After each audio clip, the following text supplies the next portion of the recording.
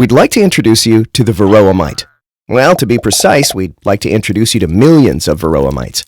Why so many? Well, when it comes to the Varroa mite, there's no such thing as just one. And if you'd like to see how an infestation starts, you need to look no further than your own bees, especially drones, as they're pretty social and like to travel between hives. Since Varroa mites don't have any wings of their own, they slip into hives by hitching a ride on the backs of adult bees. And for the lucky mite, the trip includes an in-flight meal, as Varroa mites will begin feeding on bee blood within a few minutes of clinging to the bee.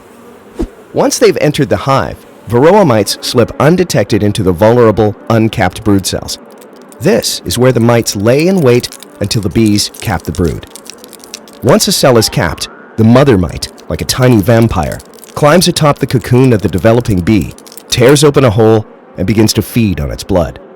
Within 3 days, the mother mite lays her first egg, which always develops into a male.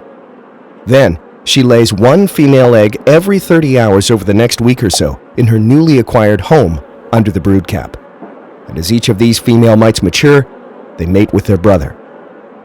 By the time the baby bee develops and leaves its infested cell, as many as 3 fertilized mites will emerge with it, and the cycle continues. Using this strategy, the Varroa mite population can grow as fast as the bee population it feeds on. But when summer ends and the bee population declines, the hive is left with a huge mite population, and that's dangerous. Too many mites in a hive will overwhelm and kill entire bee colonies. So what does that mean for everyone's favorite insect, the honeybee?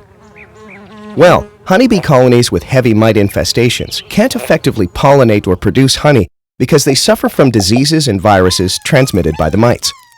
In fact, honeybees suffer from as many as 20 different mite-induced viruses, including the devastating deformed wing virus, which prevents them from flying.